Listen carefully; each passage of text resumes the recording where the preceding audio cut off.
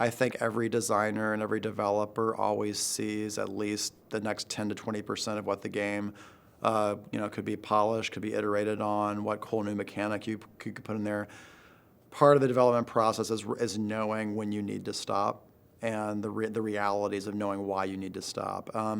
And I think that we do a good job with the studio of reminding people that,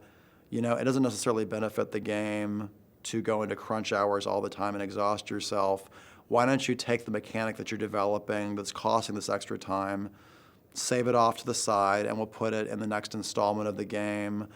implement that feature, that system in another title down the road. That design element won't be lost, but if you try and throw everything in the kitchen sink into a game, it actually can hurt the experience more than help it, and sort of like broaden your focus, when in fact the player may actually have more fun if you just concentrate on a very few elements and you do them just really, really well. And BioWare is a good example of that. Like, they keep adding a new system, a new element to each one of their games and iterating on it to the point where you have Baldur's Gate at one end of the spectrum, and then at the end of the day you have Mass Effect, which seem like two totally different games, but they always took like one or two steps with every RPG they did, iterating that process that actually allowed them to get to the level where Mass Effect is today, which is an interesting process, and that's one that I wish more studios would focus on.